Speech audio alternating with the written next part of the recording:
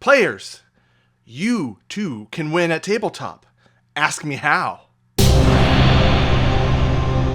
I'm glad you asked.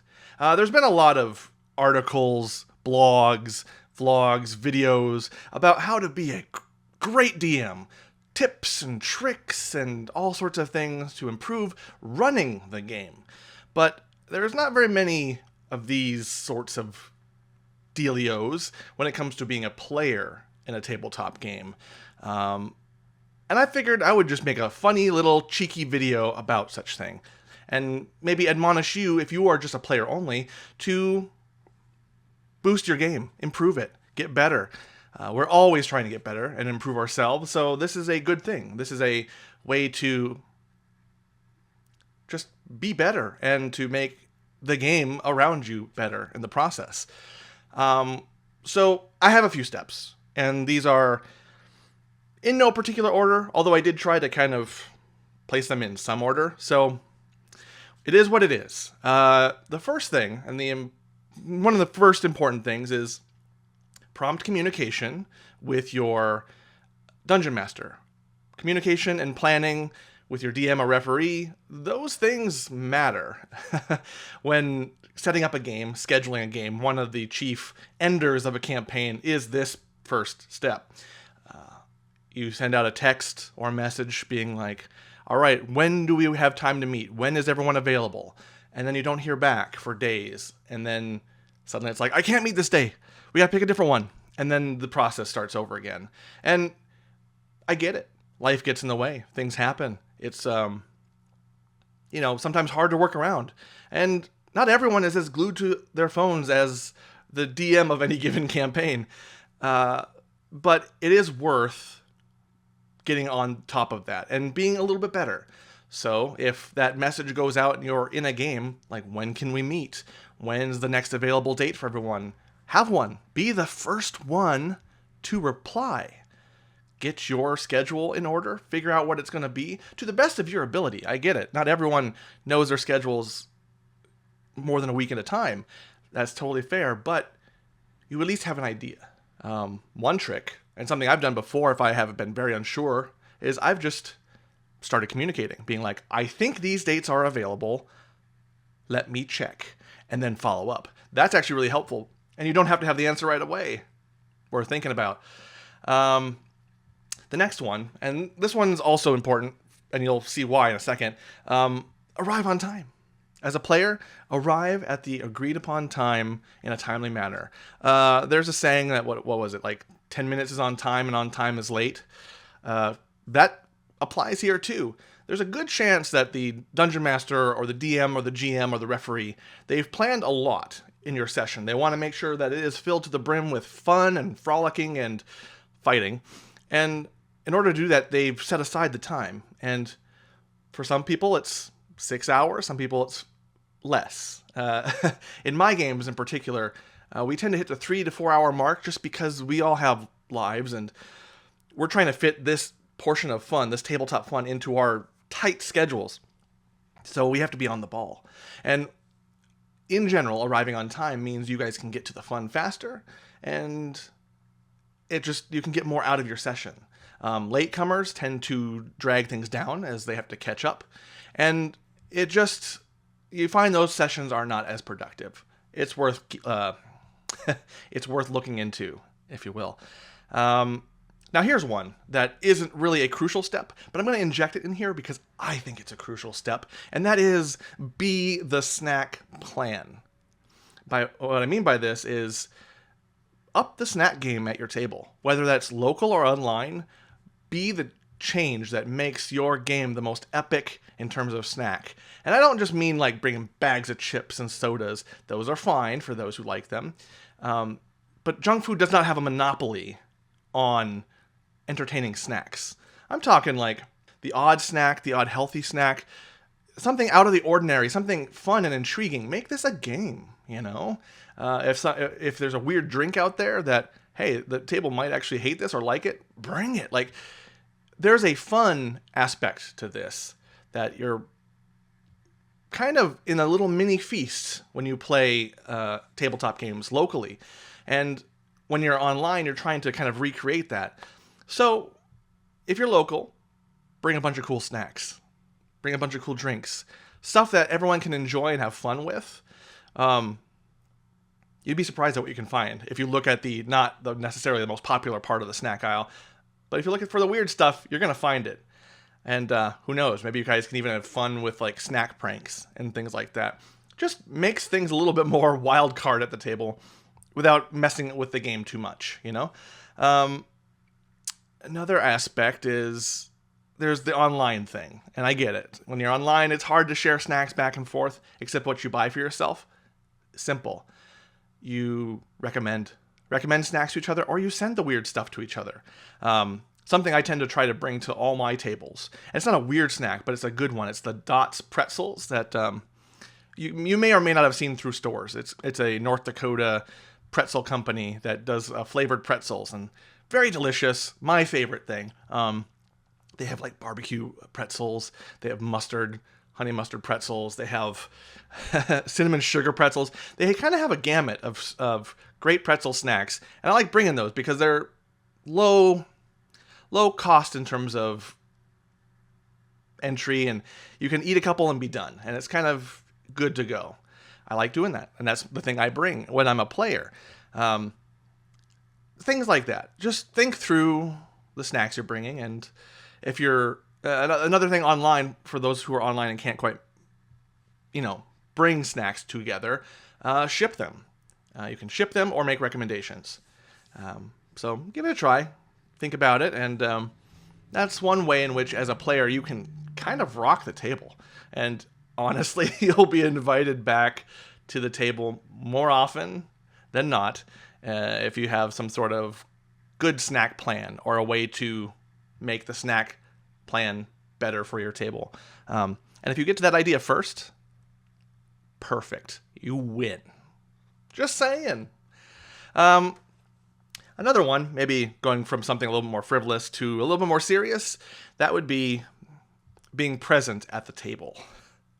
And this is advice that a lot of people give to players in general. And there's a lot of posts online about how to deal with this sort of problem of the players being on their phone or chatting amongst themselves and not paying attention. Well, from me as a DM to you as a player, be present. And what I mean by this is a couple things. Pay attention to your fellow players, your party members. They're in this adventure with you. They're trying to win just as much as you are against the monsters of the realm. Be there for them in character. Be there for them. Play off of them. Respond to them. Help continue this verisimilitude with them. If you're just on your phone off to the side while someone is grandstanding, it gets really wonky and one-sided at the table. And the DM feels all of this. They can feel that, and they don't enjoy that. And oftentimes, DMs are so wrapped up in the next thing on the bullet point to get to, that it's hard to call out. And when you stop a game for calling it out, you waste time. There's a lot of pieces of the Jenga tower that start to fall if you are not there and in the moment. Another thing is to take notes.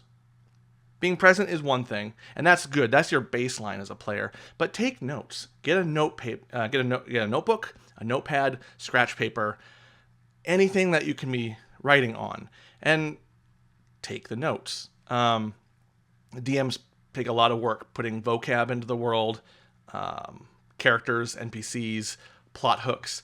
We're, as people who create the game and run the game, we're putting a lot of stuff in here that requires a little bit more of an attentive and referential eye, and taking notes helps with that. I can only use myself as an example for this, but I put a lot of plot hooks and random ideas into the world, and I just throw those in there willy-nilly. I like doing that. That's my part of the fun of DMing a game, is I just throw all these things into the world and then hope you catch them. And if not, oh well, they're there and you missed them. I also reference a lot of these things quite frequently. I call them at the table note checks to see if you've been checking your notes. Also, I fling a lot of names and terminology around. I love making weird names. I can't help it.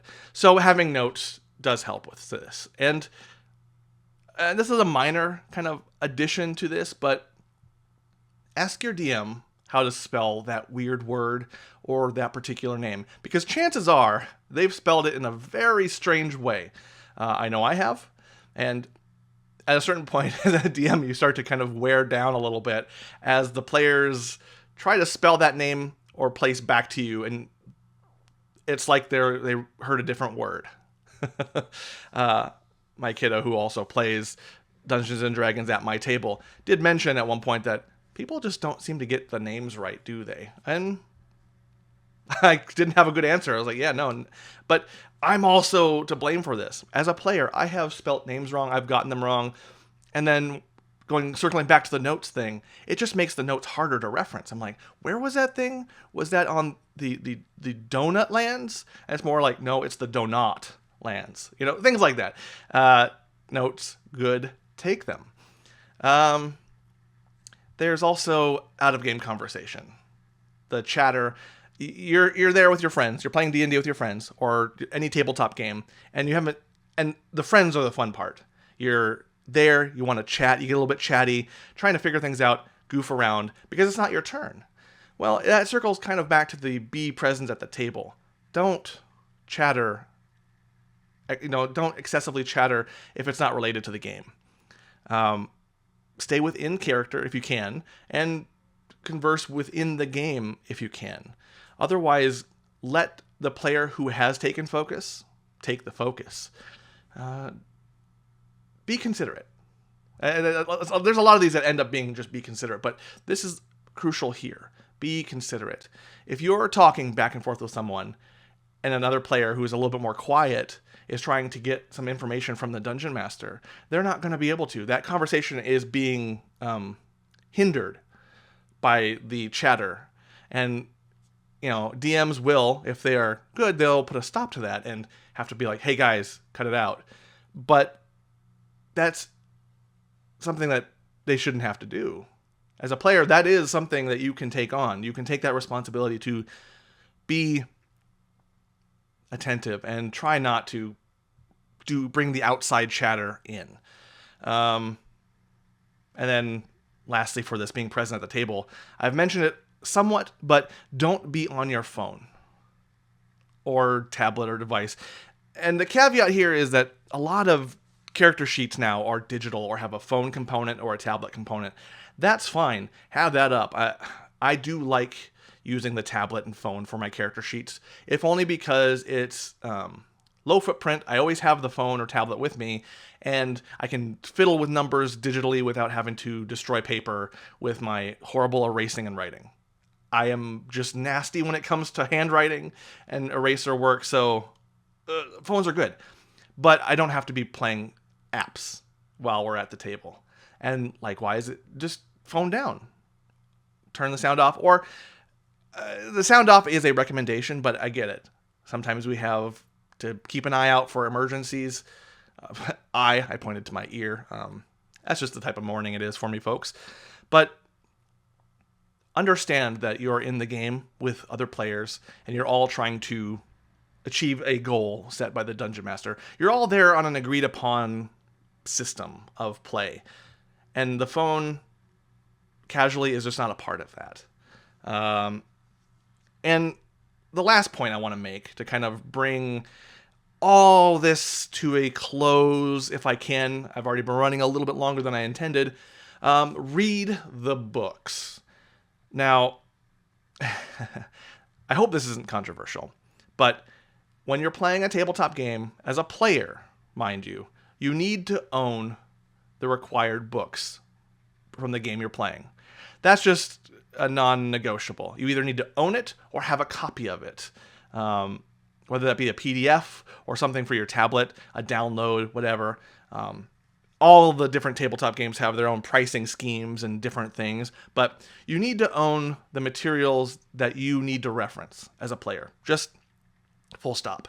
If this is your first game ever being a player, there's forgiveness there. There's allowance there because you're trying the game for the first time. You don't need it. But if playing this tabletop game is going to be your future for the coming year, buy the book. And just as a So you don't think I'm trying to get you to just spend lots of money. No, you don't have to. It's usually one book. In the most popular one, Dungeons and Dragons, you just need one book as a player. Just one. Everything else is fluff and flavor and options. But as far as the rules go, you just need the player's handbook. That's it. One book to rule them all. And a lot of other tabletop games just have the one book.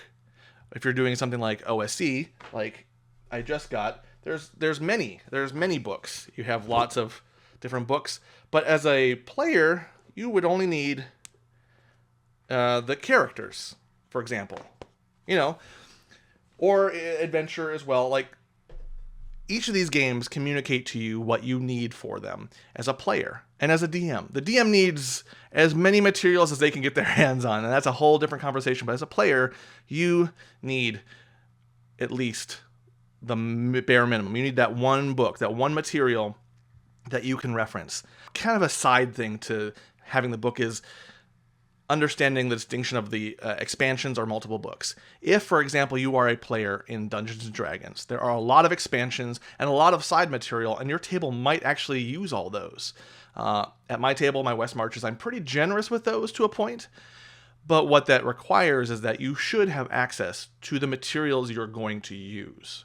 So, for example, if there is a species or a class in Griffin's Saddlebag or something like that, or another expansion, or Xanathar's Guide or Tasha's or Volo's, any of those extra books that kind of pop around that have extra options, you gotta, if you're gonna play as that, you gotta have that you've got to have that at hand. And I know that might make your spend a little bit more as a player, but there's also, if you're on D&D Beyond with your playing Dungeons and Dragons specifically, your dungeon master has probably bought the resource, or someone in your campaign has probably shared the resource on D&D Beyond. You have options, and you don't have to just buy, but you need to jump to, I should have this to make my game better as a player. Know the rules inside and out. This one's important, and specifically for your character. If you're playing a Berserker Barbarian or a Barbarian of the Wild Heart or something, you should know all those features of your class. Everything down from what you get at level 4 to 5 to 6 to 7. Any of the spells you have or any of the special abilities, know those like the back of your hand. The Dungeon Master isn't going to know those. When we're preparing for our materials, we don't have the character classes memorized. In time we will, because we'll have engaged with it long enough, but it would take forever to do that. And especially as I've gotten older, memorization has gotten a little bit harder. And I've personally never been good at retaining kind of the disparate bits of information. I use reference a lot. Just how it is, and I try to be better. And I'm always trying to be better. But as a player, you can help. You can help bridge that gap. You can meet me as a DM halfway by knowing your character's rules inside and out. Don't be a rules lawyer about it if the DM gets something wrong, but that's a conversation at the table that is allowed, because you can clarify, hey, I need to clarify, I have this ability, can I do this here? Suddenly, you're just present in the game, and if everyone's watching and being present with you, they're learning how to play as well. This one, might be, it's a picky point for me, a sticking point for me, and kind of one I want to drive home is, don't come to the table with easily answered questions. And this is a sort of let me Google that for you complaint. But what I mean by this, and I mean this in the most gentlest of admonitions, is if you own the books and you're attentive at the table and you know the rules of your character inside and out, you have the answer to a lot of your questions in the book that you're using for your game. I use Dungeons & Dragons for a reference because that is the main game I'm playing right now. But in the player's handbook, there are a lot of answers to some of your most basic questions. If you need to know the price of your armors or weapons, for example, that is in there. If you need to know how much an item costs or what it does, some of the basic things, it's in there. And it's worth looking at. But again, you also can't look these things up if you don't have this, going back to the Own the Required books. But being able to answer your own questions in some of these ways will just help you rock that table a little bit harder when it comes time to play. Because suddenly the DM isn't having to kind of backtrack on a basic rule. They've maybe compartmentalized a bit to focus on more present rules. It just helps out, and it keeps the game moving. And this is going to be kind of a bonus point. I didn't have this in my notes, but I want to address this because it just came to mind, is being prompt. With all the rules that, with all the little ideas I've just brought forth to this video, being prompt at the table is a good thing, and kind of encapsulates all that. You want to, you want to keep the game moving. And now I don't mean if you like role-playing and doing the funny voices, you can't do those. I mean, I'm going to have another video sometime about voices and whether those matter or not, or how much role-play is important, but this is a role-playing game, a tabletop role-playing game. Any of these, you are playing a role, and that is fine. I don't mean stop role-playing, but understand that the game can't last forever. You may only have 4 hours.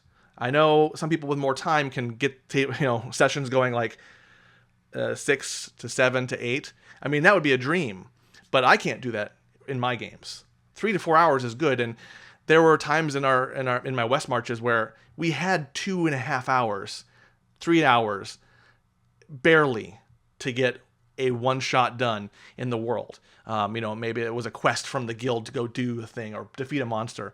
I had to really condense that down, compact that, and make it difficult, or make it challenging while being prompt.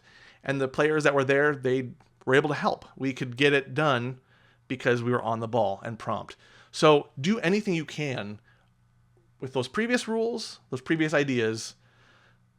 Just make it a faster experience. And your DM will thank you profusely for it.